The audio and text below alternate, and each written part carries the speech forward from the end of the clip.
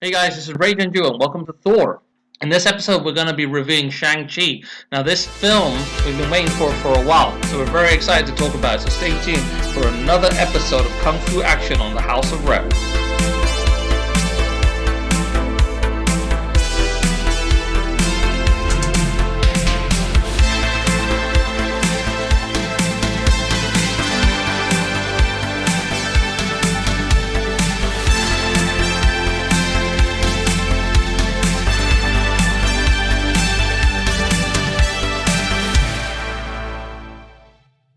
Okay, guys, I'm joined by Pre and Z. Guys, say hi. Welcome to the show. Hi everyone. Alright, so guys, let's talk about this epic film. We've just seen it. Pre, let me know your thoughts. Let's start off with you. Hi guys. It's been a long time. Sorry again for this long gap. But we are quite excited to talk about this amazing movie. And the best part is like we three of us are back again, and we're gonna review this amazing movie, Shang-Chi. I mean, this movie for me, I would say I would just define this in four words: one, power; second, elegance; third, love; fourth, discipline. And this purely portrays this in this movie, and I love it. I mean, we're gonna talk more about it, about the cast, with the lights and effect and everything. So let's move on to Z probably, and then we can carry on more. Yeah, Z, welcome, man. We have seen this awesome film. This is like, I think, the 25th film in the Marvel Universe. Wow, Marvel so many Cinematic now, isn't Universe. it? Yeah, is it phase 4? Phase 5? What are we in now? Phase 4? Phase 4, yeah, 4. Right, 4. okay, yeah.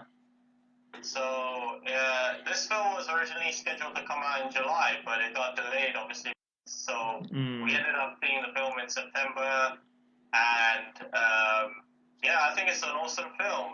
We'll delve a bit deeper into it in a minute, but I think it's a nice kind of love story, and it's a nice little homage to Chinese culture and Chinese martial arts and Chinese kind of what I'd say ethics and beliefs and stuff like that. So it's a really cool film in the way Marvel have handled it.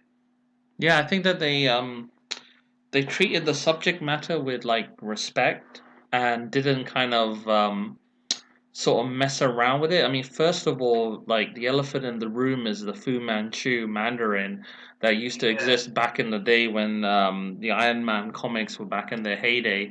It was very kind of anti. Mandarin is primarily a Iron Man villain, isn't he? Yeah, I mean he's an Iron Man villain. They were thinking about bringing him in Iron Man 3 properly, but the way they ended up doing it, it kind of not really kind of backfired, but they were trying to dismiss the character in a way that they felt would be that okay, this guy is not like the Mandarin in the MCU is kind of like a puppet kind of character played by the actor Trevor Slattery, who's played by the amazing Sir Ben Kingsley. So what they did is they did that, and they thought that kind of payoff people would love and say, oh, okay, they made Mandarin a bum, and even Aldrich Killian was claiming he was the real Mandarin. So he was a bit of a kind of like a kook, and Aldrich Killian, the kind of evolution of all the kind of aim and everyone, it's a bit different in this, but Mandarin, we used to love the cartoon, the original one. You know, like even as bad as it was, it had like, you know, that dude on the horse. It had that whirlwind guy. Um, it had that Hypnosia woman, and you know, it had Freedom Force or whatever they were called, like Iron Works or something. Like Iron Man had his own team, which consisted of like Hawkeye, that shaman character, Spider Woman, and stuff like that. So and War Machine and stuff. So that kind of setup that he had is kind of a bit different in the MCU. And then with Iron Man kind of like passing away after sacrificing himself, they were able to kind of explore this, and they kind of talk about it in the actual film, and you know, like the tone of it, they've kind of gone and said, you know what, hey, there is a real Mandarin, right? And he's like not called the Mandarin. He's been called many names, and he's this real guy. And the Ten Rings are a real organization, and the reason why they haven't been everywhere while Iron Man and everything was going on was because of what happens in the movie. So like spoiler alert, if you've watched the movie, then the pod's gonna like make more sense. If you haven't watched the movie, go watch the movie and then come back to the pod because we're gonna be talking about a lot of spoilers and a lot of things that like have kind of transpired in the movie. So that's just something to bear in mind. I want to talk about firstly. I want to talk about how like the production design, the cinematography, and the action are top notch in this film. It's a lot better than a few of the other Marvel films when it comes to fighting. Like the Marvel have always had great fight scenes. Like Winter Soldier is one of the best choreographed ones. Avengers and a few others have been really good. Captain Marvel was alright. Like it relied a lot on her kind of power, but Shang Chi's got this kind of grounded martial arts to it, and it felt very much like a Jackie Chan film. Like like the Dragons Forever, the Yun Biao Free Dragons kind of stuff, like him and Samo. Back in the day when they used to do that golden Hong Kong era that we love. In the '90s. So this film felt like that. It felt very much like that, and it's even got a thing in it like that other actor, I forgot his name, Gung Bao or something.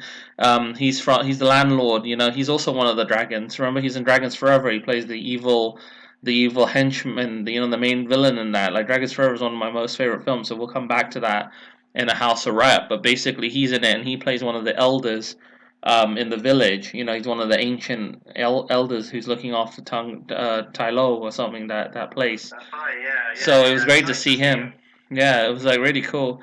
I thought Yun Biao was in the film too, in a small cameo, but I couldn't tell if that was him. I'll have to go back and check it. But yeah, like let's just start with the film. So talk about the cast, guys. Tell me your thoughts on them. Well, before I talk about the cast, I want to talk about the love story of the parents. Don't you think, Z? Yeah, go ahead, yeah.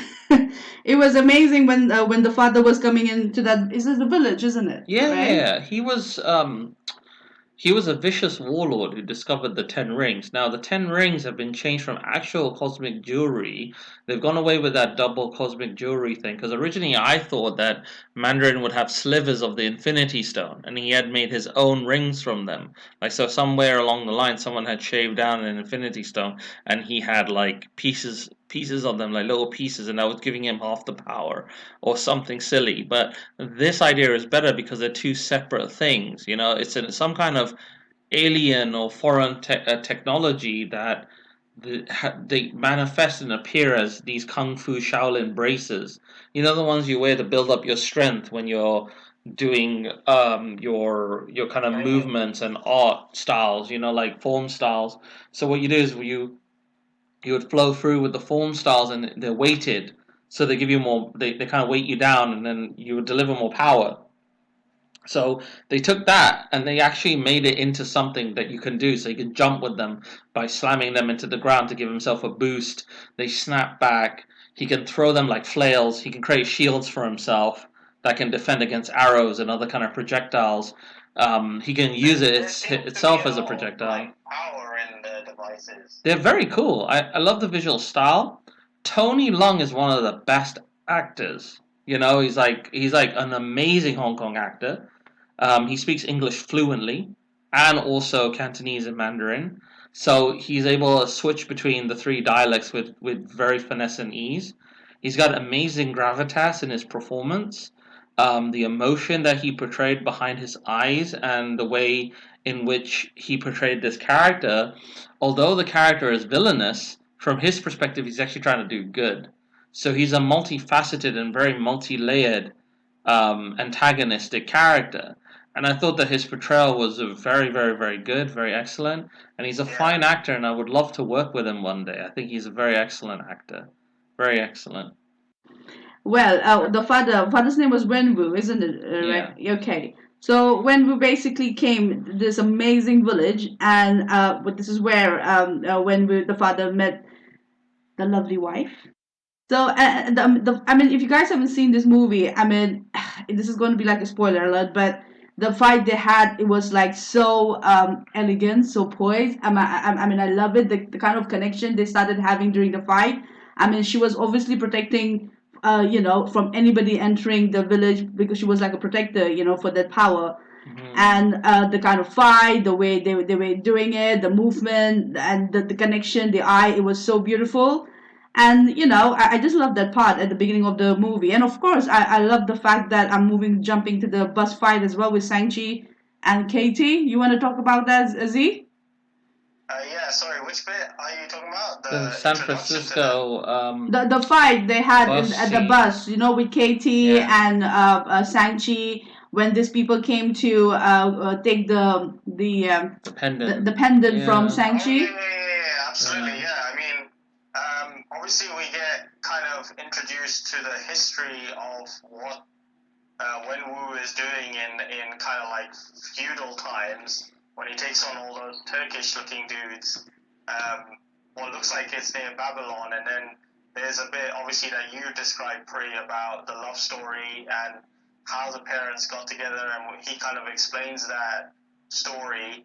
But also, there's a bit where we kind of get introduced to Simu Liu's character of Shang-Chi, but he's called Sean Yeah, at the he's using start of his the film. alias. He's using his And Western alias, yeah, Sean, he's using his because kind of alias, like and he's it's kind of like living in Liu the Kang, in Mexican it? Like the vernacular. way Liu Kang, he kind of wakes up like Liu does in the bed. He's got like he's acclimated to the kind of the Western world. He's been living in San Francisco. He's got Aquafina, the rapper actress. She's in it. She's very good. She was amazing in Crazy Rich Asians, and she's kind of coming in as Katie, and this is her friend. What I like about this film, though, is like they're best friends throughout the entire film. But at no point did they jump that gun where like, oh, we've been friends for a while, but I actually secretly loved you. You know that kind of classic trope. Yeah. They're actually just friends. You get what I mean? Like tight. Like they've known each other for Yeah, so they got long. So that friends. thing continues on, which is really good. I don't know what they'll do in the sequel. If they'll go down in that direction, and some romance might happen between them, or he might meet someone else later down the line. But I love their friendship dynamic. It was very cool. And to talk about like the mysticism behind the place, Tai Lo or something, the sanctuary. It's some kind of mystical dimension that most of the Taoistic, um, you know, Chinese mythology has derived from in the Marvel universe. So Yeah. what they're trying to say is probably the belief system and the culture has been filtered down from this ancient race who are very similar to the Asgardians. They're an ancient race that are thousands of years old. They lived in all these kind of cities, but this great evil came and started devouring their souls. And it's some That's kind of right, yeah. weird, kind of extraterrestrial, interdimensional creature, perhaps even one of Dormammu's beasts or something that exists on the dark plane of existence, and it attacked them, and they've been fighting them off. And the Great Protector Yeah. is this massive dragon, this Chinese Shenlong style dragon, and that dragon has bestowed them with dragon scales, which they use as weaponized armor, and stuff. Well, the So thing is that like the MCU and like the Marvel comics has that kind of side of fantasy yeah, dimensions as well. Like you've got like you said, you got Dormammu, you've got Doctor Strange and the mystical powers. yeah. You've Everything's got getting all trippy as what's well that because old lady called again? the ancient one. The ancient one, yeah. So Yeah. the ancient one does similar kind of like styles to what we see in this film. So Some it's some like, people thought that they were race bending the ancient one with Tilda Swinton in the role, but what a lot of people don't realize is she's the second. She's a Gaelic ancient one. She that's took right, over yeah. from the original ancient one. So what they're trying to imply is that the ancient one who was the Chinese or Mongolian or like the ancient one that's from the comics, he must have passed away naturally, and then she took over because she still harnesses the dark arts. What they never touch into, and what would be quite good in a sequel to Doctor Strange, is if we actually saw her with hair when she was younger. She looked kind of like Aloy, and she had to tap into that dark arts to try and save her master, and he died because of that, and that's why she chose never to do it again. Which is why the Yeah, guy I mean, guy calls her a hypocrite. the film kind of establishes that there's a loose connection to obviously the Sanctum and the characters of Wong and Doctor Strange and stuff, and we'll talk about that in a little bit when we get further down. Yeah, I mean, let's go back to the coach scene that Pre was touching on. The action in that is really sick. The way it just kind of randomly. The funny bit at the start is funny though when they valet that beam and she races it all around. Then they take the bus after having lunch with their friend, and their friend's like. But we actually thought when that amazing car was was driving in, and we saw just the leg. That must be the introduction for Shang-Chi, but it wasn't. Yeah. It was. It was a fake out. So he was just doing the valet for that. Like it was for the hotel. He was some affluent dude, you know. He came in his red beam. What is it? M5 or what was it? M2 coupe or what? I can't tell. Oh, it was a really nice looking, like in kind of like bright red. It was a BMW M8 competition. Oh, so it's an M8. Okay, so that's something I haven't seen. So that's a new one. So the M8 looks really nice. And then so she was racing that around.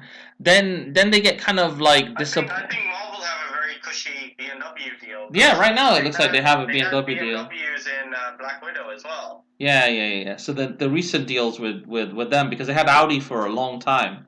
You know, they had Audi for a long time because there were Audi cars in Civil War. There were Audis in Iron Man. You know, featured heavily. So because he had like a S8, he had the R.E.P. So yeah, no, it's really cool. I mean, they've always had some kind of like relationship with some kind of company to do stuff. The other thing though, they fight that guy on the bus, don't they? The guy Razor Fist. Yeah, that guy Razor Fist. Yeah, he's a very interesting villain. The whole flow of that fight is really wicked. I even love the bit when the guy starts vlogging and he's like, "Look, guys, I used to do a bit of kung fu, so I'm gonna commentate on this." Is that the same guy from Spider-Man? I was wondering if it was him in the cameo. So it's like him kind of like he grew his hair out. So it's the same dude who's like, yeah, Spider-Man, yeah, Iron Man. It could be the same dude. Yeah, you never know. It's the same dude. Yeah, so the fight flows really well. It has that Buster Keaton kind of Jackie Chan style to it. The way he flies around and moves. The way he also saves the people is very cool too. It's really nice how he ends up outside the bus, on top of the bus, in between the kind of carriages when it gets ripped apart. Yeah, it's very cool. His like kind of like split kicks are really good, and his like connection is good. With flexibility, impact. When he slaps Aquafina, that bit's really good too. Yeah, I mean he knocks that guy out big time. And the guy deserves it, and just Aquafina's flow is fun as well. The way she's like, "Who are you, man? Like, you know, where'd you get all this skill?" And you know, it's a badass moment. And even the bit when she crashes into the dump truck and takes out the i8 and everything, you know, like when the thing gets split, and she's like, "When you turn, you know, when I give you the signal, turn the thing," and then they all get kind of wrecked, but he loses the medallion. It's a highly rewatchable scene.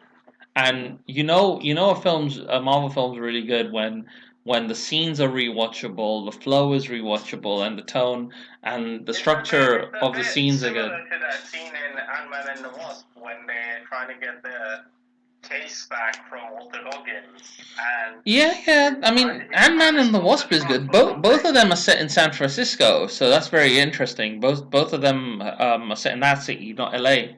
So that's right, yeah. So where Iron Man's in LA, and Cap's kind of like in that area. This is better. So yeah, it's really cool. All right. So let's move on in the story. After he starts to explain who he is, they head off to Macau. Yeah.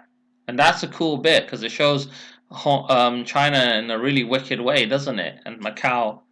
Yeah, we get kind of introduced to the lovely kind of Macau city and its kind of architecture and its colors and neons. It is Macau, right, that they go to? I just want to make sure I get my geography correct. Yeah. Macau, yeah. Is Macau in Hong Kong or is it in China? It's in Hong Kong. Oh, so they ended up going Hong Kong, not China then? Yeah, as far as I know, I think so, yeah.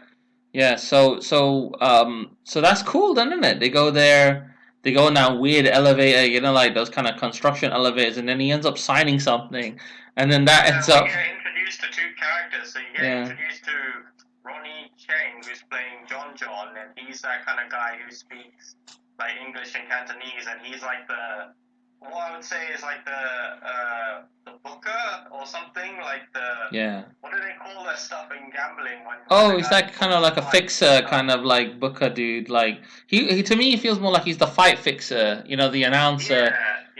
Yeah, so he gets him stuck in a fight, and then there's a little cameo by some extremist soldier.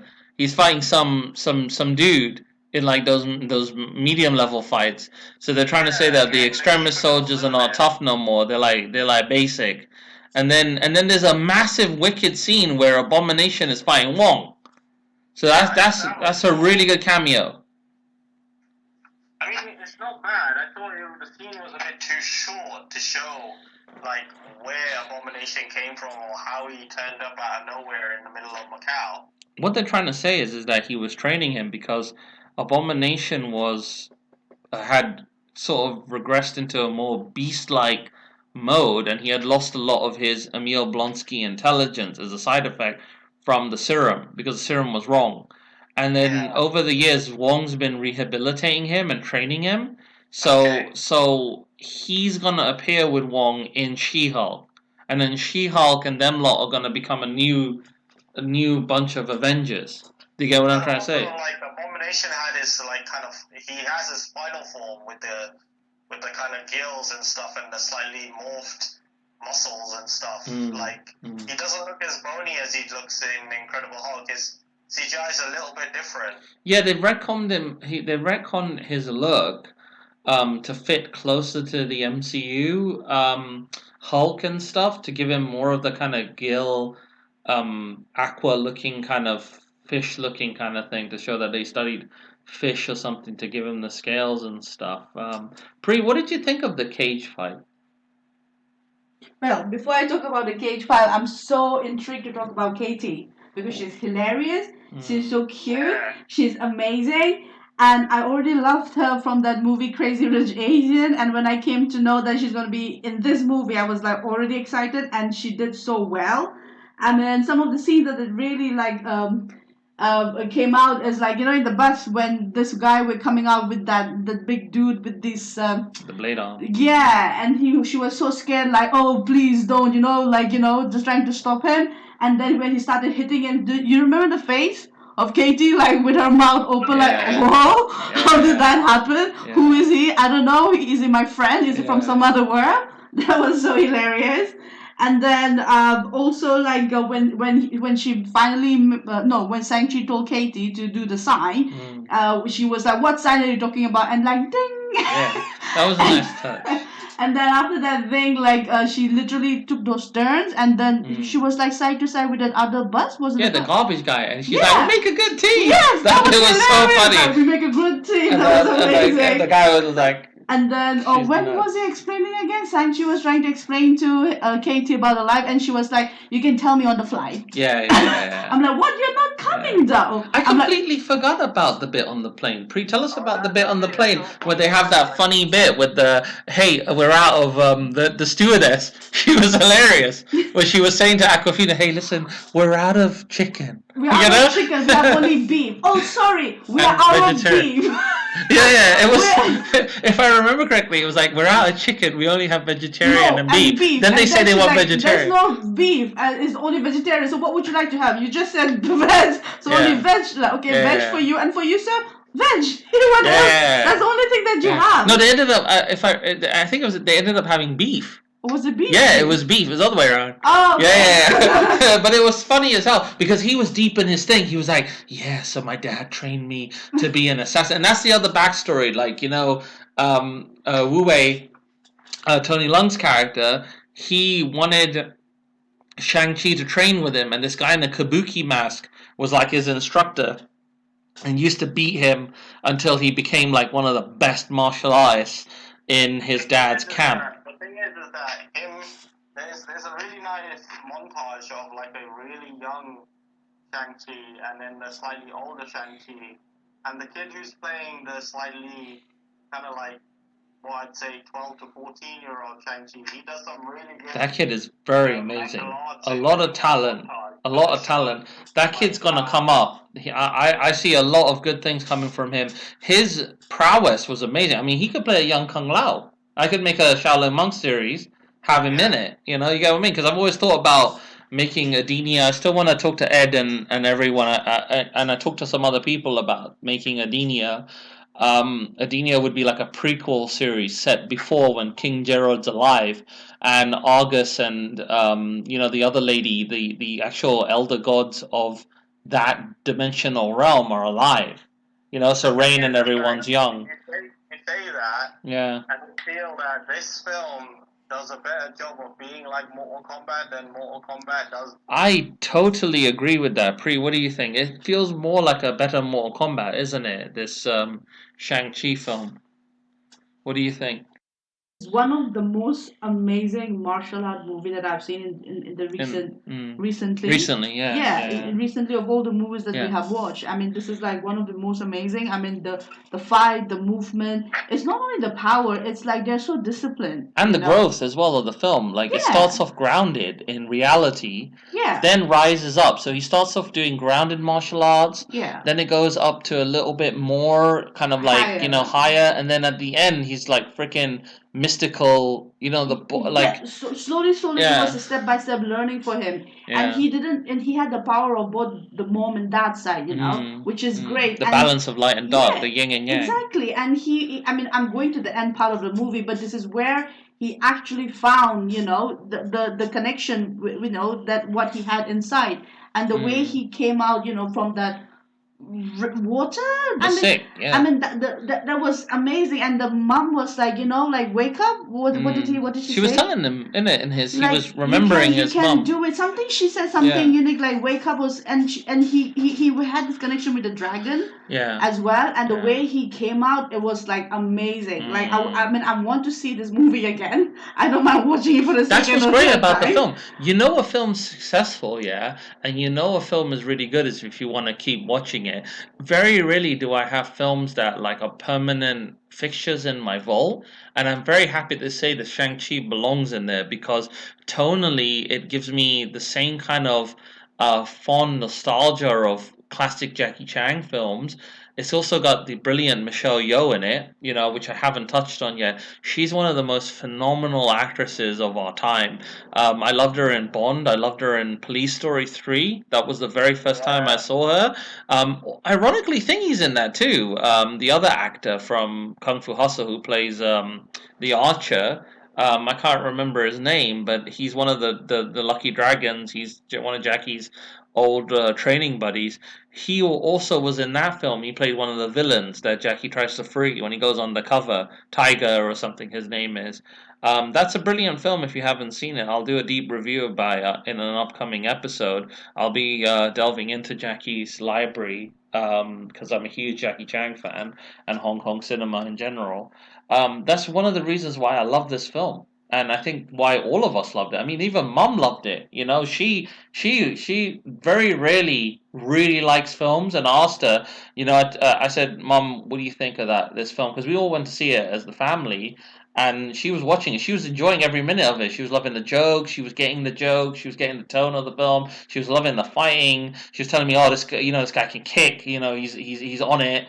And it was so fun, to like hear her say that. And then she goes, I go at the end. I was like, Mom, what did you think of this film? What rating would you give it? And she's like, I give it a 10. This film was wicked. So that's a testament to the filmmakers. If everybody in my family who has different tastes are loving this film, you're doing something right. Do you get what I mean? You've got like an international language with the film, and that's what I always want to achieve. Is like you go into the cinema, you sit down and you watch a movie and you escape and you enjoy that journey. And that journey was wicked in this film, in Shang-Chi. His journey from going from being this guy who rejected being an assassin and felt guilty about killing the guy who killed his mom, with the Iron Gang, the regret he had of being trained as an assassin by his father, to his redemption as this powerful lord of kung fu. It was amazing. It was a great journey, and his inheritance of the rings. He's a worthy person to wield them. And take over from his father. So it's really cool. And also his father's backstory was good too, because when he fell in love with his mom, he gave it up. He put them away in a box. And he retired. And then he just tried to live his life. But his enemies wouldn't let him go. So they attacked the compound when Shang-Chi was a child. His mom told him not to interfere, that he will do great things. His father blamed him for not helping her, even though he had the skill, to help her in a fight. He let her die. He put the rings back on and he murdered everyone. He took on the Iron Gang himself. That scene's very nice, in the tea house where he takes them out. I like the production design in that scene. Oh, you forgot about the scene with the bamboo sticks and the kabuki ninja dude. Yeah, that's when the Ten Rings attack him to get his sister's pendant. So his sister, I completely omitted his sister. His sister's a great actress. She did very well. Yeah. What's her name? I can't remember her name. The actress's name. Her name is Menga Zhang. Oh, she's very good. And how she kind of trained in the background because her dad suppressed her. Didn't want to give her She plays the character of Shai Ling. Yeah, she has a Shiryu style. That kind of style that the spear and the roped spear technique. That kind of ninjutsu style. Kind of Scorpion style. Yeah, so she was doing exactly the same thing as the Shiryu do, and what Scorpion specializes in. So she had developed a specialization for the spear rope technique, which was very cool. Very, very, very cool. She's very good with it and very proficient. She additionally abandons Shang-Chi when the Kabuki and Ten Rings attack. When she appears in the club fight, in the underground club fight, she looks like she's wearing kind of Scorpion colors anyway. Yeah, it felt that way, didn't it? Yellow and black. Yeah. So it's like a kind of... It was like a homage. Homage to combat or something. Also, the bit when Shang-Chi was missing his shirt was like a homage to like Bruce Lee. She was like, "Where's your shirt gone?" When she's ringing. That was like a homage to like the fact that Shang-Chi originally was a kind of like a, he was sort of like a, I would say not like a homage, but kind of like a cookie cut Bruce Lee clone in the comics. Yeah. Over time, he's evolved because originally the Mandarin's not his father in the comics. Some other guy's his father. But what they've done is they've merged Wu Wei and that character, Fu Manchu. Fu Manchu's his father. The Marvel version of Fu Manchu. So basically, basically everything's pretty similar, but they've merged the continuities together. The lore. Right. So Wu Wei and the way they've made him as the Mandarin is just much better. So yeah, that fight scene's really cool. His fight against the Kabuki guy's sick. That martial arts basically. I like that fight scene because it's so fast and kinetic, and the way he's trying to grab that little kunai blade and stuff during the entire fight. It reminds me a bit of that fight with the silhouette and the neon signs in Skyfall. Yeah, I liked it. And faster and a little bit more kung fu based. Tonally, my DOA film would have been like this. When I eventually do make a Dead or Alive movie and start another franchise, because the original one was just a sack of shit, like what they did with that one. So what I want to do is I want to get the rights from Tecmo, and reboot it and make it proper with the proper ninjutsu and the proper ninjas and stuff, and Jan Lee and everyone can actually do some stuff in that. So this film had that. It felt like that a lot. What did you guys think of like the production design and the costume design and kind of like the makeup and stuff? Pri, what did you think? I like it. It's amazing. Yeah. I like their costumes. The Kabuki guy looks crazy. Ten Rings, the kind of henchmen, they look kind of basic, but what can you do with them really, other than give them that kind of ninjutsu ponytail armor? I think they look kind of basic when Wang Wei brings them to the Ten Rings base. Yeah. When they're training, they look a bit better. Like when they're training the younger Shang-Chi, they look a bit better because they've got that kind of like the Kamatage guys do. Kind of like that kind of mask and kind of like the bow sticks and the armor and stuff like that. The other best prop is definitely the Ten Rings themselves. I think they're amazing looking in this film. Yeah, it's a great design on that. A very cool design. So in the film, the forest, and like going to the bit where they steal some kind of prototype iX3, right? It's a yeah, it's like an electric iX3, so it's an electric based vehicle. So it hasn't even come out yet, but they steal it from Razorback. So he's like going green. So not only does he like to kind of take people out, but he also likes to look after the environment too. Yeah. So that's quite funny. And like it's like that bit felt very much like Hobbs and Shaw. You know what I mean? The bunker bit, the bunker garage scene. And a little bit like Snake Eyes too. Like Avengers 1 and Hobbs and Shaw. Yeah, like Avengers 1, that kind of garage bit where Kobe's chasing them, innit? She's shooting them and stuff. Yeah. How can you guys not remember Hunden? Morris. Oh yeah, when they meet Trevor Slattery again, he makes his return. I knew straight away it was him, but the way Trevor and the relationship he has with Morris, that mythical creature. What is Morris exactly? Is he like a pygmy, like some kind of a? It says is a fuzzy little rabbit or something with no face. No, it actually says it's a legendary faceless being in Chinese mythology. So it's a Chinese mythological creature. And central chaos in Chinese cosmogony, comparable with the world egg. Right, okay. So it's some creature from some Chinese mythology. A faceless kind of being. Yeah, like a being. It looks kind of like a cross between a cat and a I don't know. It feels kind of like sort of like a rabbit kind of cat kind of thing, But it's very cute and very nice. Morris was adorable, and Morris was the one who guided them to that the village, the zigzag. What do you call it? Tylo or something. The living forest. The living forest was the maze. Yeah, the maze. The maze, exactly. Yeah. And the way, again, back to Katie, the way she was driving, turn left, turn right. Which right are you talking about? I can't see anything. The bit was nice as well, where their dad was kind of like, look, you've returned home. He was being very loving and welcoming to them. And then he explained basically, look, I'm hearing your mom. She's telling me to free her, sorry. You guys got to help me. We've got to go to that village that trapped her on the other side. They cursed her. They're the bad guys. They banished us. So come. And they're like, Dad, Mom's dead. You're having delusions. And he's like, well, look at this. And then he puts the two pendants into the dragon. And the dragon secretes out this water, and then the water creates a map. Yeah. And the visual effects of that bit are amazing. I like that. The water looked so realistic, like the water that they were just standing inside of. Yeah, it was very cool. And then after that, I don't know. There's a bad cut though in that scene where he's like, Dad, are you serious? Are you really gonna do this? Then he gets kicked out of nowhere. It's like there's a line of dialogue missing there. Did you notice that weird jump cut? There was the strangest jump cut in that bit, and I was like, how come they let that through the edit? It looked like an actual, like a very sloppy cut in the movie, and I was like, what happened there? Is that error in the film or something? So that bit after they get captured, and then when they walk down, they meet Trevor and Morris.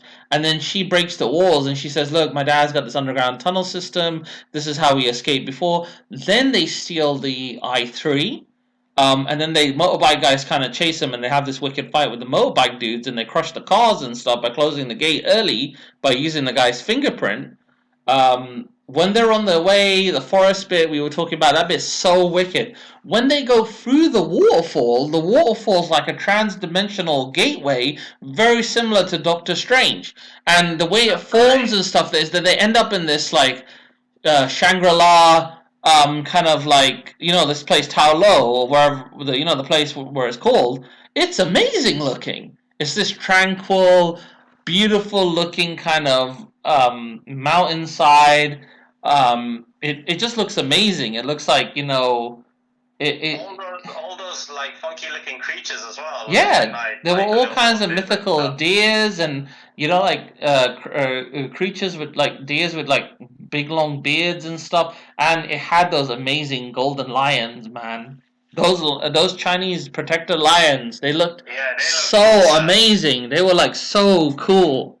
And like the way the village is like, look, you're not welcome here, go away. And he's like, listen, I'm here to like I've come to help you. And then they meet their aunt, who's Michelle Yeoh. That bit's really cool. That's a cool bit. Michelle Yeoh is another really, really lovely actor. Yeah. I mean, of all the movies that she has done, I mean, even in this movie, Shang-Chi, the way she portrayed, she was very, like, not a very arrogant aunt. She was a very calm, composed, elegant aunt. Supportive. Yeah, very supportive. What's so funny also is like the contrast between the city-based family that Aquafina has, and then the kind of like the traditional Oriental kind of family that Shang-Chi has with his back history. Yeah, what do you mean, bro, by that? I'm talking about, like, when they're sitting at the table and they're eating their breakfast or something. Oh, yeah. She was like, oh, are you guys going to get married? And they're like, we're just friends. And she's like, that seat's from my husband, It's so atypical Asian. It's, like, hilarious. Yeah, it's nice. It's a nice bit, actually, that bit, because he's, like, very helpful. He even goes and cleans up and stuff while they're leaving and stuff. But the mom's like, oh, why is she not going to get a job? She's already got, like, an MA. Like, why doesn't she get a better job? And she's like, valeting's quite hard. And her brother is like, I believe in you, sis. And stuff. Some nice bits there. When they get to the village, the tone is, like, so mystical and exciting. It has this kind of thing. And they're like, listen, your mum left this stuff for you.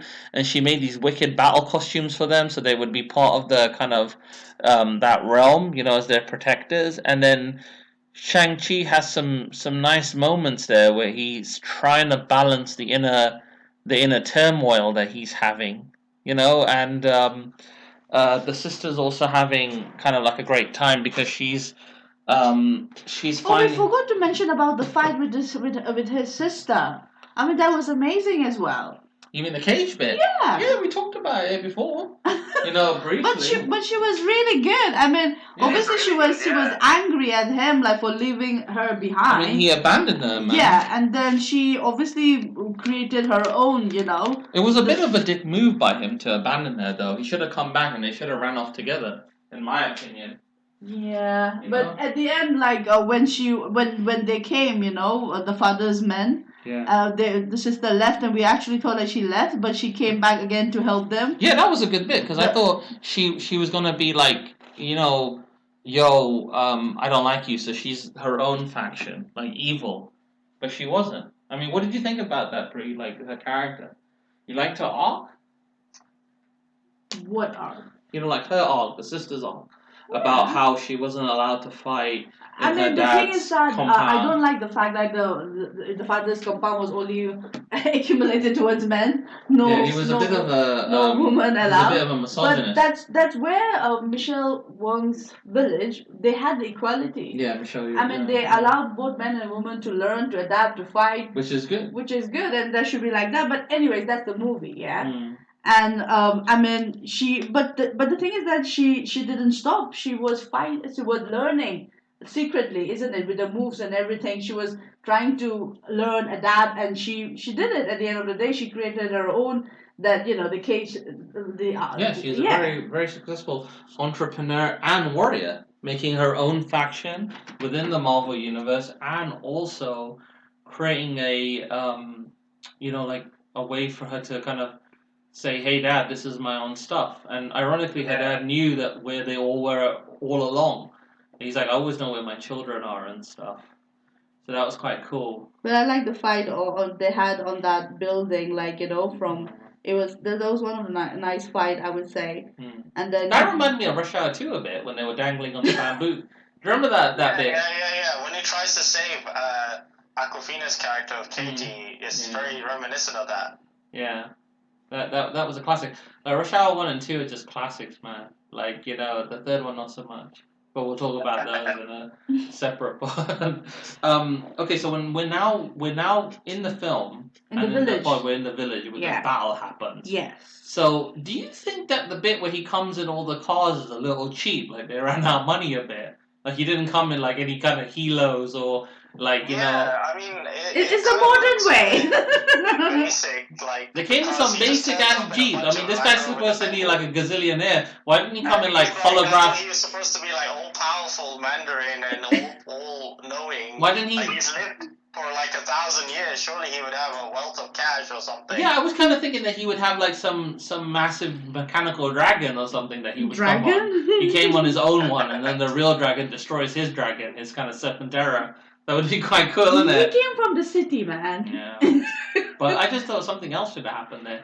But the fight they have is quite good, you know, the T.H.O.R ancients fighting the 10 rings. That's quite a good fight. And remember the fight that he had, Sanju, with his father.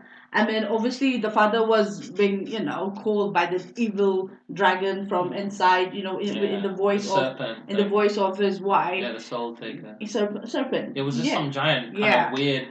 And then he was literally trying to break that. And then obviously Shang-Chi came to fight. And remember, Shang-Chi got the art the way exactly how his mother fought. They did it the same way. And they had again the eye-to-eye connection. The way the father had it with his wife. The same thing he had it with his son. And it was amazing. The same movement, the same the same eye connection. And he was feeling a bit guilty as well. Like, what am I doing? It's true, because like when he first meets his dad to confront him, he's like, "You trained me to be a killer. You should have been there. You should have taken those things off again and just been there for us after Mum died." And then he fights with him, but then his dad just tries to kill him and shoots him into the water. You know, Shang-Chi still almost defeated him with the dragon tipped. But he didn't. But he didn't. But he relented. He didn't want to kill his dad. Yeah, he put it down, and then he said, like, "Dad, the family needs you." Yeah, and then he shot him into the water to kill him. You know, and then he jumps. He does that wicked thing where he shoots the floor with the rings, and they launch him up, and he can traverse massive distances by doing this super jump, which was really wicked. And then he landed by engaging them again. So as soon as he's about to hit the floor, he shoots them into the floor to basically cancel out his inertia. But it was a sad moment when the dad died. Yeah, we'll come to that in a minute, because he starts slamming the dragon scales, which the ancients have used as a shield. The dragon has given them enough scales to block off the entrance to stop the creature from coming through. But once he starts punching it with the 10 rings, it's got enough power to start breaking the seal. So these weird kind of bat things come out. Are you saying that the dragon scales are what holding back that creature? Yeah, the dragon scales are very powerful, and they have some kind of energy to them that suppresses and keeps the creature at bay in that dark realm that is. The dragon with the souls. Yeah, the creature is kind of like Shao Kahn and Shang Tsung in the sense that it needs souls from human beings. They're mythical from anyone, essence. Even from, I think, from anybody. Possibly even from the because the dragons. The dragon anything living, basically. Yeah, anything living. So even the mythical creatures, it sucks the souls. Those bat things look proper trippy and weird. They remind me of those red kind of things that we used to shoot in Devil May Cry 3. Do you remember those red-looking kind of birds, and then you shoot them and they become stone, and then you can kill them? They'd look like that design a bit. Yes. Yeah, so everyone was trying to shoot them, and the bit when they attack them, they're sort of interdimensional, part in our reality and part not. The only thing that can hurt them are dragon-laced weapons. So weapons that are laced with dragon bones, can actually destroy the creatures. So when Razor tries to slice that creature, Razorback's like, "Oh, I'm not going to team up with you guys, he almost like dies. His soul, the other guy, the Kabuki dude, his soul gets taken. Oh yeah, I didn't really like that part because I like that character. I thought, why did they kill that dude? I thought the Kabuki guy was going to end up being another half-brother, like maybe Wu Wei had another kid from another marriage and he never liked his sister and brother. I thought that there was some kind of missing reveal there, that he always trained them because he was their stepbrother and he was like older and he was going to unmask and be someone, but they never did that. That would be too like TV show too much like a drama. It would have been more like Ninja Assassin, where Rick Young turns out to be the guy who's been trying to kill him the whole time, that kind of stuff. So it had a little bit of that in it, it just reminded me of Ninja Assassin a little. But the bit that I want to touch on now is like one of Pre's favorite bits when Shang-Chi's sinking in the water, and then the bubbles from the dragon create like the 10 rings, and he inhales them, so he's able to hear his mom and remember his path and what his mom said to him. That's when he meets the dragon, and that bit's really wicked because the dragon brings him back. Yeah, and he was riding the dragon. That bit is so Dragon Ball Z, and it was such a cool moment. It felt to me like it was like what Dragon Ball Z is supposed to be, that we never got to see, like Goku riding Nimbus and riding Shenlong and stuff. You know. But I was talking about when the dad died, not this scene. Well. Remember when the dad died, not this scene, not him, not Shang-Chi. The dad dies when Shang-Chi, after Shang-Chi inhales the water and he comes back, he starts saving everyone, and the beast still trying, the creatures, the dragon eats a lot of them. Do you get what I mean? Then he took the But his dad is still punching the thing, so Shang-Chi, the dragon sends Shang-Chi back. The scene that I like is like, I didn't like the fact, it's sad that the dad died, Yeah. But the way he transferred the rings to him, Yeah. like, it's for you. That scene was. But before that happens, they have a massive wicked fight. So what happens is that Shang-Chi comes, jumps, and slides down the dragon scales. Then he fights his dad. And when he fights his dad, he takes his mom's form. When he takes his mom's fighting form style, that fighting form style is not aggressive. So he's able to control the rings. So he takes 5 of them. From his dad, and that bit's wicked. And the trailer kind of gave that away, but I knew that was going to happen anyway, that he was going to inherit them. But basically, he fights his dad with half of them, then he fights his dad, and his dad fires them all at Shang-Chi to try and kill him in a killing blow. But Shang-Chi's able to bring them all together and master the entire style. And that's later on in the film, Wong says that they felt it at Kamran-Taj, him having the rings, because he unlocked the full potential of the rings. Do you get what I mean? Because it's like the initiation of him as a great protector. The rings, isn't it? Yeah. That power. And he gave some sort of signal to either the eternal being, the high evolutionary, or that other celestial that's going to appear in Eternals. I don't know, because I keep forgetting most of that deeper kind of god lore that they write, because I tend to keep more towards the grounded elements of Marvel. I don't tend to go too deep into the Celestials and what they do and all their hoopla, the Watchers and whatnot, and Nora Rad and the Silver Surfer and Galactus and all that. So basically, the bit when he basically whooped his dad, but he gives the rings back to him. He's like, Dad, I'm not going to use them. And he says, listen, Mom's not back there. And then the creature busts through. That giant kaiju looking dude. He just looked like a massive kaiju. Seriously, he looked like some weird looking hammerhead looking dragon. And I'm not sure what he was. You know what? The thing I like about the film, when you get to that kind of last sequence, is that there's a lot of fighting going on, and you don't really see like Simu Liu doing any like kind of stunt doubling, because the guy himself, he's like Tom Holland. He's capable of doing like flips and shit and kicks and punches and stuff. They don't really need to double him too much. I have a lot of respect for Simu, because, when you see the stuff that kind of came out about how he was a struggling actor, and he signed a release to do all those stock photos, and everyone's starting to see them now, and it became kind of like a bit of an in-joke, and he's like, listen, look, those things are out there, but listen, I was in credit card debt, and I just needed that $230 that, at that point in time, I love to root for people. Yeah, I love to root for people who I have similarities with. Like, you struggle to make it, and he made it. And I root for him, and I'm happy for him that he's there. And I'm happy that we have this Asian superhero. And I hope one day that we and also we're gonna get like another South Asian superhero, Miss Marvel. And I hope we get more. I hope we get Thunderbird, and I would love to play Thunderbird in a film. Like be a member of the X-Men. The guy with the pyrokinesis and stuff from India. Like the third Thunderbird. You know, that guy's wicked. You know, T.H.O.R. So I could do a whole series. You also got that guy in the Eternals as well, innit? He plays Asian. Yeah, you got Kunal Najani. You know, he's really good. You know, to actually have a non-caricature kind of taxi driver kind of, you know, non-stereotypical character. He's this Eternal. You know, it's very cool. It's cool to see him in it too. He got well wedged for it. You know, it's great. Like, I would love to have a stab at one of these Marvel characters. I could get super wedged for it. You know, like one day, hopefully, you never know. But like Pre was saying, you know that bit when he dies? It's very sad, isn't it? Yeah. Like, and we kind of knew he was gonna go here, take the rings. That bit was really sick, in it. Like, he just gives it to him. He's like, look, because he said like that now is the time. He's like, you were the one who was supposed to have the power from the beginning. So that bit's really deep.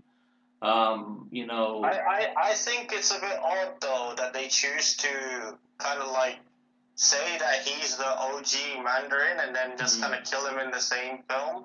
Yeah. That's a bit odd. That's only my little criticism, because I would have loved to see Tony Leung do more as the bad guy Mandarin, you know, kind of like not necessarily going forward, but we could have seen something he was doing in the past. Yeah, I'm just, you know, like, it's a shame that his dad didn't know how to fight or still had mystical powers yet, and the rings just enhanced him so that when Simu took him over, he could still kind of fight. The beast kind of took his energy quite quickly, you know, in a kind of betrayal, but, you know, what can you do? There's nothing really much you can do there. Sucking like Shang Tsung. You never know, he might come back, because the creature could have destroyed, once the creature was destroyed, the souls could have gone somewhere else, you know, like, he might see him again in, like, a heavenly realm or something. So Tony Leung bites the dust, you know, spoiler alert for anyone who's reading, like, haven't seen it, but you should have, you know, if you've watched this pod without that, you know, like, watch the movie before. The fight is cool. The dragon almost loses his soul. That bit, I got kind of worried there, because I was like, I don't want this dragon to die. Wait, we forgot about Katie again. Yeah, Katie's doing the archery. We didn't talk about that, but please tell us about that bit. I mean, again, Katie is adorable. Like, she just started learning that in a day or two. Yeah, she got so good. Yeah, and that other teacher, the gentleman, was like, "You're not ready." Yeah. And then she was like adamant, like, "I'm gonna go help my friend." Yeah. And then when the time came, like, the teacher only told, like, you know, aim for the neck. And the teacher was taken away. He was about to do it, and then he died. Yeah, which and was then sad. and she was like, "I have to do it," like, you know, and she aimed for it, and like, voila, I'm like, like, she did it. It was so sick, because she got him hard in the neck just when he was about to suck the soul from the great protected dragon. Yeah. You know? I don't know what the hell Shang-Chi and his sister were doing, though. They could have stabbed him in the eye or something. They were just kind of riding dragon, waiting for the soul. No, the sister did help the dragon as well. They weren't really helping the dragon. No, the dragon had all the things covering his eyes, and the sister helped to That was cool. I remember that bit. That was cool. And then the dragon looked at her. He's like, oh, thanks. Yeah. So, no, but I'm talking about the bit where the creature grabs the dragon and is sucking the soul of the dragon. Why did Shang-Chi run up the dragon's nose and then stab the guy in the eye with the rings or something? Yeah. You know, you should have just done that spinny thing with the rings, you know, when you create like a lasso. Well, I guess this was the scene. I guess this was. I guess this was the scene meant for Katie. Yeah, it's meant for Katie, man. Give us some redemption. Yeah, man. But then the bit where the snake the great protector does his kind of counter attack is wicked, because it goes down to the water, takes the power from the water, creates those waves to fuck up the why are you using it? I can. It's my show. I can go all I want. Sorry, people. Sorry. Don't worry about it. It's my show. But yeah. So basically, when he comes up, when he like rises up and he uses the water, he ensnares him in some kind of hydro, kind of power strike, and that's when Shang-Chi has his moment to strike, and that bit's wicked. He does a kind of Kamehameha wave kind of thing, you know, on the guy. That was an epic moment, man. You know, when he was coming down. Yeah. Are you talking about the bit when the rings were inside the creature? Yeah, he shot him inside the creature, and then he was building him up inside using his chi energy, and, you know, at the end he blows him up from the inside. I thought he was going to do like a super kung fu kick. I really thought he was going to do some fire bicycle kick or something like Liu Kang or something, or he was building up to do some kind of thunder punch or something. You know, like I mean, it goes on to a massively epic level. Yeah. And then it just comes. He did a fatality, man. It comes back around to the reality when they start giving them the story to the couple. Yeah. So it's kind of funny how they kind of. He gave that creature fatality, man. Some kind of hardcore fatality. Totally. Well, Ray just wants to say the word fatality. Fatality. Yeah, but it was good. You know, like it felt very MK. It felt very, very cool. You know, it's great. What did you guys think of the little cameo at the end of the film? Yeah, I liked it. I liked Wong coming to see them, taking them to the Sanctum Sanctorum. Oh, that was so cute because the Sanchi and Katie was explaining to their friends like, oh, we went to this village and we're fighting, we're doing this. I was like, what are you guys talking about? Are you like, all right, you've been doing the ballet and now you're creating this mystical world? And then what are you talking? And then Wong came. Yeah. And then, that was so cool. That was so wicked, and I agree with Priya on that because like they didn't believe them, her friends. They thought that they were just bullshitting until Wong comes through with ring sling. They go in, they just like pop through, and he's like, "Hey, listen, I need you." And then the cameos by Captain Marvel and Bruce Banner were very kind of like last minute. They added them in the pickups, like in reshoots. So is that going to be like a second movie? Yeah, they're building up basically Shang-Chi's recruitment into the Avengers because he's going to be a major player within Phase 4 and Phase 5 going forward because there's some kind of signal that's being emitted at the very core of what the rings are. So now that he's the custodian of the rings, he unlocked the full potential of the rings that his father never did. And it's Galactus. It's given someone a call. It's either I don't believe it's Galactus. I think it might be someone else. Like I can't really think off the top of my head what other villains are there. But there's someone out there. It could be Fin Fang Foom or someone. They might do something. Like do something different with Fin Fang Foom or some kind of creature or something. So I really don't know. I don't even know if the Great Protector was Fin Fang Foom. I can't tell. So what they're doing. The cameo by Brie Larson felt a little phoned in, but what can you do? There's really not much you can do there. She was just like, hey, Bruce got my number. Bruce still had his busted arm, so it's like it's never going to fully heal, it looks like, unless he does something. Yeah. So it's good continuity that they kept his busted arm from Endgame. Yeah, because it really hurt him to use the Infinity Stones to bring everybody back. But he's no longer Professor Hulk. He's gone back to his kind of, relaxed kind of, just he's Bruce. So I don't know what's happening there. What he's done.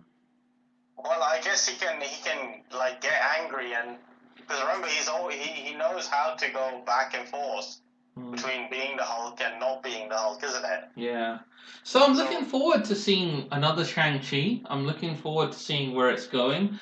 Let's get your ratings, guys, because we're reaching kind of the end of the whole story. Okay. Z, go first. Tell us what you think, Shield-wise, what you would give this film. In my personal opinion, I would give the film probably 4 or 4.5. I think I'll give it 4.5 stars. Okay, cool. Yeah. I think the director, Destin Daniel Cretton, did a good job. He directed it very competently, and the fight scenes are really good in the film. The lead is very good, and he's got a great supporting cast around him of like Asian actors, that round off the cast really nicely. And you've got great legends like Tony Leung and Michelle Yeoh. So yeah, that's my rating. Pri, what would your rating be on the film out of 5 shields? I mean, before I rate, I would definitely say well done to all the team out there. I mean, the director, the screenplay, story, the producer, the cast, the cinematography, editor, music, and the list goes on. So, well done, team. I mean, it is an amazing movie. I love it to the core. As I said at the beginning, it was one of the best martial art movie that I've seen recently, Ray? Of all the movies that we have seen. I mean, if I have given the chance, I would give out of 5, 6. You love it that much? I love it that much. Can I give 6? You can if you want. So basically, so it's 5 a out solid of 5. Yes. Solid 5 from Pre. Yes. Yeah, I'm gonna echo the same as both of you. I think it's a highly rated. It's one of our best films that's appeared on Thor. It's the highlight of 2021 for me. Very strong movie. I would give it 4.5 because I just really love it. It wouldn't get a solid 5 only because there's some bits in the film that I don't like the cameos and like the phoned in stuff that they did with the kind of the cameos, to keep the story going. I felt that they could have done a bit more there. They should have done a little bit more of effort. I think that's a slip up on Marvel's part. That has nothing to do with the director and the rest of the cast and crew. I want to extend my kind of congratulations to all of them. Just like Pre said, they're amazing actors. Simu's great. Aquafina's awesome. Michelle Yeoh's amazing. I really want to work with her, and Benedict Wong and like all the cast and crew. And Tony Leung. It's just an amazing film. Definitely belongs in my vault. I actually liked it a lot better than Black Widow. I know a lot of people love Black Widow, but Black Widow's very kind of it's trying to be all kind of covert ops and Call of Duty ish. There are elements of that film, like when they're running down the glass mirror of the satellite, and Taskmaster's kind of reveal, which are kind of lame, that kind of make that film drop a couple of stars. I haven't reviewed it yet with you guys, but you can see that Shang-Chi is so good that we've jumped forward in all our Marvel films, because originally we were going to do all the Marvel films in order, but Shang-Chi is such a good movie, we decided to just rate it and review it because we all watched it, and I wanted to do another triple threat, tag team episode where the three of us are on it, because it's been a long time. I think the last one we did was probably Altered Carbon or something. Can't remember off the top of my head which one it was that we all three were on. It's been a while since we've all been back in the House of R.E.P reviewing films, so it's very fun to have you both here and to do it together with you guys. Your input is always very cool. To get everyone's opinions on the film is very wicked. And it's amazing we came back together on this amazing movie. Exactly.